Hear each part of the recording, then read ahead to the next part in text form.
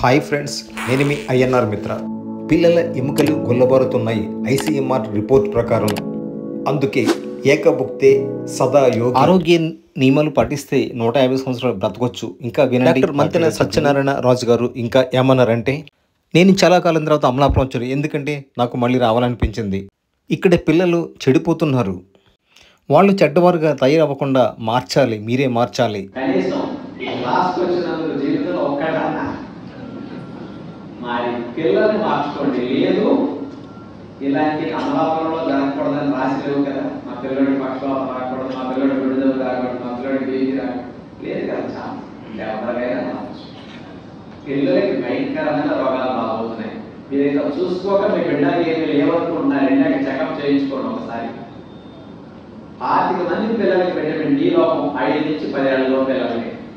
ఆ ఏజ్ పిల్లలు కూడా ఎండగల ఎముకలు గొల్లబారిపోతే ఇమ్యూనిటీ మొత్తం క్షీణిస్తుంది. వీరి కణాలు కూడా తయారయ్యావు పిల్లలకు ఎండ తగలకపోతే. అలా ఉన్నారు అని 5 నుంచి 9 ఏళ్లలోపు పిల్లలకు 25% మందికి 27% మందికి విటమిన్ డి లోపం అని భారత పరిశోధనా సంస్థ ఐసీఎంఆర్ వాళ్ళు 2024 లెక్కలు రిలీజ్ చేశారు. ఈ మధ్య ఇండియా మొత్తానికి వాడిస్తారు.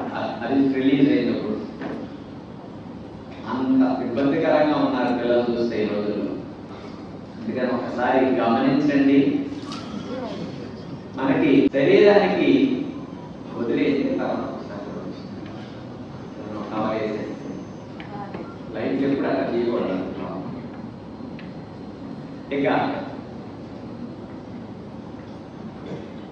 ఇది ఒక నియమం పెట్టుకోండి, పిల్లలకు కూడా పెట్టండి. హాస్పిటల్కి వెళ్ళే స్థితి ఎంత తగ్గుతుందో, మీ ఇమ్యూనిటీ ఎంత పెరుగుతుందో, మీ ఆయుష్ 25% 20% ఆయుష్ పెరుగుతుందని అందరికాడే పడు తినేసి నైట్ అస్సలు తినండి. దేని తాగడం అవసరం, అది కూడా వద్దు. తినమంటూ తాగలేదు. ఇప్పుడు నేను ఈరోజు మధ్యాహ్నం 2 దాకా తిన్నాను, నాకు నిన్నే తెలుసు. రోజు 12ంటికి 11ంటికి తింటాం మేము, కానీ ఈరోజు తినాం కాబట్టి ఆకలి వేయండి. ఇదొకటి. రెండో విషయానికి వస్తే, ఎక్కువ మందికి ఈ రోజుల్లో సమస్యలు రావడానికి కారణం ఎక్కువ సార్లు తింటాం. 4 సార్లు తింటున్నాం. మనం చేసే పని తక్కువ. మేము ఇప్పుడు 30 ఏళ్ల నుంచి 25 ఏళ్ళ నుంచి రోజు 2 సార్లు నేను తినేది. నెలలో ఒక 4-5 రోజులు మేము ఒకేసారి తింటుంటాం, ఏకభక్తం చేస్తున్నాం. ఈ రోజు నేను ఏకభక్తం, రేపు ఏకభక్తం. ఇప్పుడు మధ్యాహ్నం 2ంటికి భోజనం చేస్తే రేపు మళ్ళీ మధ్యాహ్నం దాకా తినదు. సాయంత్రం 5 నుంచి మీటింగ్. మధ్యాహ్నం తిన అరగదు, ఆకలి వేయదు. ఒక్కసారి అంటే ఒక్కసారి తింటే జీవితం ఎంత బాగుంటుందంటే మన దేశంలో ఒక్క చోట నిరూపించారు. ప్రపంచంలో ఏ మనుషులకే తెలియదండి, ఋషులు. అందుకని 150 సంవత్సరాలు బ్రతికిన మనుషులు ఈ భూమి మీద ఎక్కడా లేదు. మన ఋషులు మన దేశంలో వాళ్ళు ఎక్కువ సార్లు తినలేదు, ఒక్కసారి తిన్నారు. ఇంతలా మనం 4 సార్లు 5 సార్లు తింటున్నాం కదా, దీనివల్ల ఎక్కువ జబ్బులు వస్తున్నాయి. అసలు ఇతర దేశాల్లో కూడా 8 సార్లు తినరండి. ఉదయం పూట ఇతర దేశాల్లో ఏదైనా జ్యూస్ స్నాక్స్ తీసుకుని మధ్యాహ్నం కూడా భోజనంలాగా చేయరు, సాయంకాలం ఒకసారి తింటారు. మన దేశంలో పొద్దున్న 2-3 రకాలు, మధ్యాహ్నం 4 క్యారేజీ, మన సాయంకాలం స్నాక్స్, మన రాత్రి. ఇన్ని సార్లుగా మనం తీసుకోవటం వల్ల సమస్యలు ఎక్కువ వచ్చి వస్తున్నాయి. అందుకని కుదిరితే మీరు ఆహార విషయంలో రోజుకి 2 సార్లు తీసుకోవడం అనే నియమం చాలా చాలా మంచిది. మీరు ఉప్పు నూనె తిన్నా, మాంసాహారం తిన్నా, నిల్వ పచ్చడి తిన్నా, ఇంకా రుచికరమైన తిన్నా, ఏది తినాలన్నా 11 to 12 గంటల మధ్యలో ఒకసారి తిని మళ్ళా పనిచేస్తుంది. అసలు ఆరోగ్యాన్ని ఇవ్వడానికి ఈ రహస్యం ఎంత బాగా ఉపయోగపడుతుంది అనేది, మీరు ఉప్పు నూనె మందు తాగినా, ఉప్పు నూనె తీసుకున్నా, పచ్చడి తిన్నా, ఫాస్ట్ ఫుడ్ లేకపోతే బిర్యానీ లాంటివి తిన్నా, ఏది తిన్నా రోజుకు 2 సార్లు. అంటే ఉదయం 11-12 తినేస్తే మళ్ళీ సాయంకాలం 5 3 సార్లు అనే నియమం మానేసి ఉదయం 10 లోపు తినకుండా సాయంకాలం 10 తినేస్తే మంచిది. ఉదయం 10ంటికి తినకుండా 10 రోజులు తినకుండా 10 కాడి నుంచి 11, 12 మీరు భోంచేసేయచ్చు. మీరు షాప్కి వెళ్ళాలి 10, 11ంటికి తినేసుకోండి టిఫిన్ తినకుండా. ఇది కోనసీమ అంటే రాజుగారికి ప్రత్యేక అభిమానం. ఎందుకంటే వారు పెరిగింది ఇక్కడ పచ్చటి చెట్ల మధ్యనే. కోనసీమలో మన పూర్వీకులు ప్రకృతి నియమాలన్నీ పాటించేవారు. ఇప్పుడు ఎవరు సరిగా పాటించడం లేదు, అందుకే రోగాల బారిన పడిపోతున్నారు. జిల్లాల్లో ఉన్న ముందు నుంచి ఒక గొప్ప ఆచారం, జిల్లా మొత్తం ఆచరించేవారు ఈ జిల్లాలో. ఇప్పుడు మేము కూడా చూస్తే మా తాతగారు, మా తండ్రి గారు, మా అమ్మమ్మ, నాన్న అందరూ ఉదయం 10, 11ంటికి సాయంకాలం 4, 5 రెండేసారి తినేవారు. ఆ రోజుల్లో పప్పులు గింజలు పడు లేవు కాబట్టి ఉడికి తిన్నారు. ఈ రోజుల్లో ఉన్నాయి కాబట్టి మంచి ఆహారం తినమంటున్నాం. ఇప్పుడు మీకు ఇక్కడ ఇంతకుముందు స్టేజ్ మీద కనపడి నాకు స్వాగతం పలికి మీ అందరికీ పరిచయం చేశారు కదా, వాళ్ళందరూ ఇప్పుడు 3, 4 సంవత్సరాల నుంచి ఎన్నిసార్లు తిన్నారు తెలిసిన? ఒక్కసారి తిన్నారు. మొత్తం మీద 1 గంట 2ంటికి ఒక్కసారి తింటారు. వాళ్ళు గింజలు, పళ్ళు, భోజనం అన్ని పెట్టుకుని ఒకేసారి తింటారు. అసలు ఈ 3, 4 సంవత్సరాల నుంచి వాళ్ళు 20, 30 మంది ఆ టీచర్స్, సిస్టర్స్ అందరూ ఇక్కడ ఆర్టీ సెంటర్ ఆర్గనైజర్గా అది శ్రీదేవి అక్కయ్య గారు ఒక్కసారి అసలు హాస్పిటల్కి వెళ్ళి ఎంత పోయింది, మందులు లేకపోతే ఎంత హెల్దీ సిస్టమ్స్ వచ్చాయి. ఇది ఏనాటి నుంచో మన ఆచారాల్లో ఉన్నది. ఆచరిస్తే ఎట్లా ఉంటారో అనడానికి మీకు మాట్లాడే రజనాకి గారి సెంటర్ కాకినాడ, అక్కడ మీటింగ్స్ అయి పెట్టించుకో ఆ వారి అక్కడ కాకినాడ ఎక్కువ. మరి వాళ్ళంతా ఇప్పుడు 2 సార్లు తిన్నారు. ఏకభక్తం మంచిదని అలవాటయ్యి ఏకభక్తం చేస్తున్నారు. ఇప్పుడు వాళ్ళు 4 ఏళ్ల నుంచి అక్కడ తింటే ఒక్క అందరికి 20 మంది 30 మంది ఫాలో అవుతున్నారు. అందరూ ఆ 20, 30 మంది ఒక్క మెడిసిన్ లేదు, హాస్పిటల్ లేదు. అంటే మంచి అలవాట్లు మనిషి జీవితాన్ని ఎంత మారుస్తాయి అనడానికి. వాడు ఉత్పన్నం పూర్తిగా మానేస్తే ఉత్పన్నంతో తింటున్నాను, కానీ కొంతమంది 2 సార్లు తింటున్నారు, కొంతమంది ఏకభక్తం చేస్తున్నారు. ఏకభక్తం చేస్తే అంత మంచిది, కానీ మా అందరికీ అది కుదరకపోవచ్చు. కానీ రోజు 2 సార్లు అన్నా. ఇప్పుడు ప్రపంచం మొత్తంలో ఎక్కువ దేశాల వారు ఫాలో అయ్యే ఆహార నియమం ఎర్లీ డిన్నర్ అని మొట్టమొదటి చెప్పా కదా. ఈ మధ్య 8, 9 సంవత్సరాల నుంచి ఎక్కువ కోట్ల మంది ఆచరించే ఆహార నియమం మరొకటి తెలుసా? ఇది మేము 30, 35 సంవత్సరాలు చెప్పే నియమాలే. ఇప్పుడు ఇతర దేశస్తులు ఫాలో అయితే ఇప్పుడు మనవాడు ఫాలో అవడం మొదలెట్టారు. అదేమిటంటే రోజుకి 2 సార్లు తింటాం. పెద్దలు సామెత కూడా దీనికి ఇచ్చారు. ద్విభుక్తే సదా భోగి. ఎవరైతే భోగి జీవితాన్ని, భోగాన్ని అనుభవించాలనుకుంటారో వాళ్ళ రోజుకు 2 సార్లు తినాలి అని. ఉద్యోగస్తులు, వ్యాపారస్తులు, చెమట పట్టిన వారు, నీడ పట్టున కూర్చొని తెలివితేటలతో డబ్బు సంపాదించే వారిని భోగులు అంటారండి. ఇలాంటి భోగి జీవితం గడిపేవారు రోజుకు 2 సార్లు తినాలన్నారు. పాఠాలు చెప్పే పంతులు గారు, న్యాయం చెప్పేవారు, డాక్యుమెంట్ రైటర్లు, టైప్ కొట్టేవారు, కంప్యూటర్ వారు, డాక్టర్లు, న్యాయవాదులు, న్యాయమూర్తులు, వీళ్ళంతా భోగి జీవితం. భోగి జీవితం గడిపేవారు త్రిభుక్తం చేస్తే త్రిభుక్తే సదా రోగి. 3 సార్లు తింటే సదా రోగి అని శాస్త్రం. అందుకని ఇప్పటికైనా ఆలోచించండి.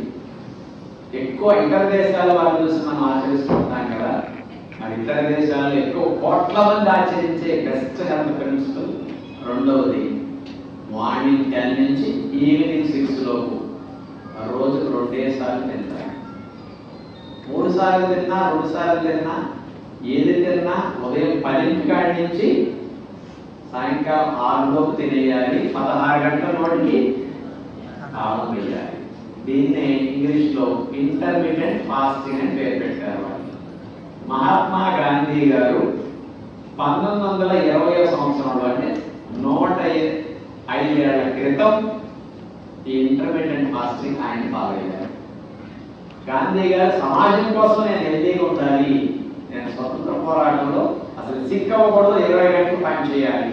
ఏం చేయాలి అంటే ఆయనకి న్యాచురోపతి, ప్రకృతి వైద్యం ఆ రోజుల్లో తెలిసింది. ఇప్పుడు మీకు నేను చెప్పే ప్రకృతి నియమాలన్నీ 30 ఏళ్ల నుంచి ఈరోజు మొదటి మాసారి దగ్గరకు వచ్చిన నా వీడియోలో కార్యక్రమం టీవీ చూసిన వాళ్ళకి ప్రకృతి వైద్యం గురించి నేను చెప్తున్నా. మరి గాంధీ గారికి 1920లో ప్రకృతి వైద్యం ఆచరించడం తెలిసింది ఆయన ఆరోగ్యం గురించి. ఇది తప్ప మరొకటి లేదు. హెల్తీగా అవడం కోసం మందులు లేకుండా జబ్బులు తగ్గించుకోవడానికి, మందులు లేకుండా ఆరోగ్యం కావడానికి గాంధీ గారికి ఆ రోజుల్లో తెలిసి ఆ రోజు నుంచి ఆచరించుకోవడం మొదలెట్టి గాంధీ గారు అప్పటి నుంచి చనిపోయే వరకు ఉదయం 10కి సాయంకాలం 4:05. గాంధీ గారు కూడా 1945 ప్రకృతి ఆశ్రమం పెట్టారండి ఆయన స్వయంగా. ఆయన జీవితాన్ని మార్చింది ప్రకృతి వైద్యం. ఇప్పుడు మేము విజయవాడలో పెట్టాం. ఆయన 1945లో ప్రకృతి ఆశ్రమం పెట్టారు. ప్రకృతి విధానాలు అంత గొప్పవి.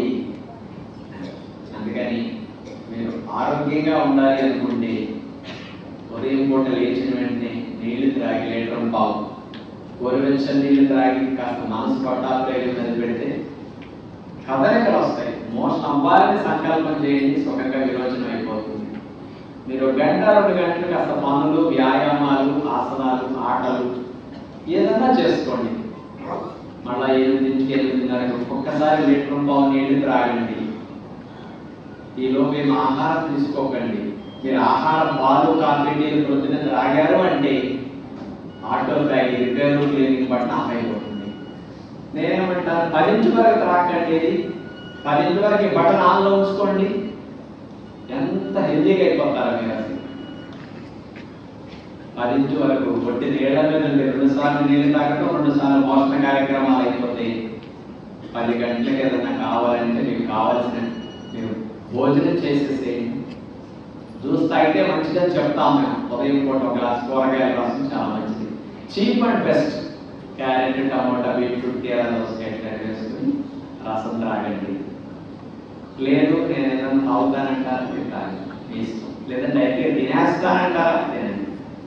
10-11 మీ ఇష్టం. చక్కగా భోజనం చేసేసేయండి. మీకు కావలసిన భోజనం చేయండి. ఉదయం 10-11 తింటారు. మధ్యాహ్నం కావాలంటే పండు తింటున్నారు. సాయంకాలం పెద్దల జ్యూస్ తాగండి. మధ్యాహ్నం సాయంకాలం పెద్దల కంటే పప్పులు, మొలకలు, గింజలు, పండ్లు ఇట్లాంటి ఏమైనా తినేసేయండి. ఉదయం 10 కాడి నుంచి సాయంకాలం 6 8 గంటల లోపు మీరు తినేస్తారు. ఏం తిన్నా 8 గంటల లోపు తినేసేయండి. 16 గంటల నోటికి. ఇది ప్రపంచం మొత్తంలో ఎక్కువ మంది, కోట్ల మంది ఆరోగ్యం కోసం ఆచరించే నియమం.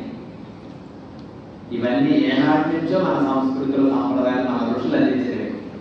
ఇంకొక నియమం మీకు తెలుసో లేదు, కార్తీక మాసం ఎన్నిసార్లు తినాలని పెట్టారంటే మనకి నెలంతా. కార్తీక మాసం నెలంతా ఏకముఖం. ఎందుకు చెప్పారు? కనీసం కష్టపడి పని చేసుకునేవారు రోజుకి 2 సార్లు 3 సార్లు తింటుంటారు. 2 సార్లు 3 సార్లు తిన్నప్పుడు ఎక్కువ కాలుష్యం తయారవుతుంది లోపల. కాలుష్యం పేరుకునేది ఎక్కువ, బయటికి క్లీన్ అయ్యేది తక్కువైపోయి లోపల పేరుకుపోవడం ఎక్కువై డబ్బులు వస్తాయి. అందుకని సంవత్సరానికి ఒక్కసారి అయినా సరే కార్తీక మాసంలో నెలంతా ఏకముక్తం చేస్తే 11 నెలల పేరుకున్నదంతా నెలంతా ఏకముక్తంతో క్లీన్ అయిపోతుంది. పెరిగిన బరువు తగ్గుతుంది, జబ్బులు తగ్గుతాయి అంటే పెట్టారు. అందుకని మీకు ఎప్పుడైనా అవకాశం ఉంటే కార్తీక మాసంలో చేసిన గొప్పని ప్రతి ఏకాదశిని చూడండి, ఎంత గొప్ప సంస్కృతి మనది. శివరాత్రికి ఉపవాసం చేస్తారు, ఏకాదశికి ఉపవాసం పెట్టారు. మరి ద్వాదశికి ఒంటి పొద్దు. ప్రతి ద్వాదశికి ఒంటి పూట తినమన్నారు. కనీసం వారానికి కుదిరితే 1 రోజైనా సరే మీరు ఆదివారం రోజున తినాల్సినవి తినేస్తారు. బిర్యానీలు, నాన్ వెజ్, ఆ రోజు మధ్యాహ్నం ఒక్కసారి తిని ఉండండి. తిన్న దోషం కూడా మీరు చేయకుండా ఉండదు. వాడి హాని కలిగించే ఆదివారం నాడు తింటాం. తినాల్సినవన్నీ ఒకసారి తిన్నారంటే మళ్ళా 2వ సారి తినకుండా పట్ట మాటిస్తే ఎంతో ఆరోగ్యాన్ని. మనిషిగా మనం పుట్టినందుకు పశువుల కంటే హీనంగా ఉండకూడదు. మనిషి శరీర ఆరోగ్యం కంటే మానసిక ఆరోగ్యం చాలా ముఖ్యం. మానసికంగా ఆరోగ్యవంతులుగా ఉండాలంటే మంచి హార్మోన్సే శరీరాన్ని నడిపిస్తాయి. చెడ్డ హార్మోన్స్ రాకుండా చూసుకోవాలి. ఎవరన్నా ఆచరించాలంటే ఏకముక్తం కూడా మంచిది. ఎప్పుడన్నా వారం ఒక్కరోజు అంటే మీరు ఉపోన్నలు మానమన్నా, నాన్ వెజ్ మానమన్నా, లేకపోతే ఇతర పచ్చళ్ళు మానమన్నా కొంతమంది కష్టం అనుకుంటారు. ఏవో ఒకసారి తింటాం, 2 సార్లు తింటాం, మిగతా సమయం పొట్ట ఖాళీ వచ్చి ఖాళీ సమయంలో మంచినీళ్ళు అట్లా తాగుతుంటే మనకి బాడీ క్లీన్ అవుతుంది. రెగ్యులర్ ఉంటే జబ్బులు రాకుండా రక్షించుకోవడానికి చాలా బాగా ఉపయోగపడుతుంది. కనీసం ఇట్లాంటి 2-3 నియమాలన్నా మీరు ఆచరించడానికి ప్రయత్నం చేస్తే ఇక్కడికి వచ్చినందుకు మంచిది. 2 అన్నా ఆచరించడం కష్టమా సులభం అంటారా? ఆగకూడదా? ప్రాణం పోతుందా? 2 ఆచరించ తలకాయ కింద పెట్టి కాలు పైకి లేకుండా శీర్షాష్టమేయం అంటే నా వల్ల కాదనవచ్చు. నది ఉత్తర నుంచి గోదావరి అవతల లేదండి అంటే నా వల్ల కాదనవచ్చు. ఉద్యోగ వ్యాపారాలు వదిలేయండి, ఇల్లు వాళ్ళు వదిలిపెట్టండి అంటే నా వల్ల కాదనవచ్చు. ఏం చెప్పామండి? మీరు అన్నీ చేయండి మీ ఆరోగ్యం కోసం. 2 నియమాలు. చిరుకులేని ఆరోగ్య రహస్యాలు. మరి శరీరం ఒక్కటే ఆరోగ్యం ఉంటే సరిపోతుందా? ఇది కూడా బాగుండాలి. మనిషికి ఇది ముఖ్యమా, ఇది ముఖ్యమండి? ఏది ముఖ్యం? పశుపక్షాలకి పశువులకి శరీరమే ముఖ్యం. ఇది లేదు కదా. అందుకని పశుపక్షాలకి శరీరం ఆరోగ్యంగా ఉంటే చాలు. మనిషిగా మనం పుట్టినందుకు శరీరం ఒక్కటి ఉంటే సరిపోతుందా? శరీరం ఆరోగ్యంగా ఉంటే పశువుతో సమానం.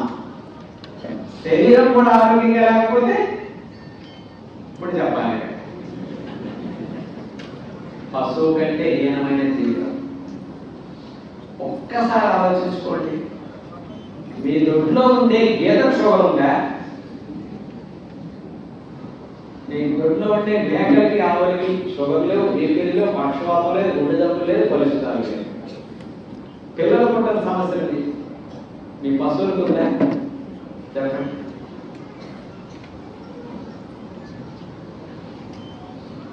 ఎందుకు ఇవన్నీ అంటే ముందు మనిషికి తప్పులు ఎక్కువ చేసేది ఆలోచనల ద్వారా. అందుకని మనిషికి శారీరక ఆరోగ్యం కంటే కూడా మానసిక ఆరోగ్యం అనేది చాలా చాలా విలువైనది.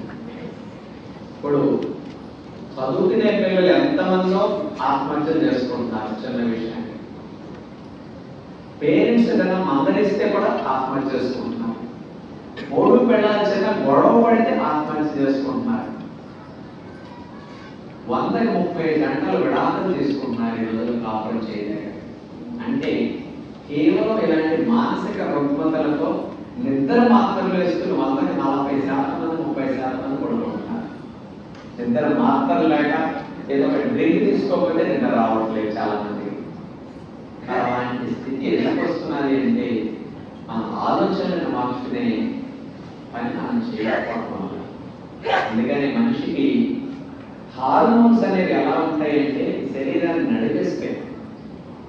ఇప్పుడు ఎలా ఆలోచనల తగిన హార్మోన్స్ ఉంటాయంటే మన దేశాన్ని నడిపించడానికి రాజ్యాంగం ఎలా ఉంటుందండి?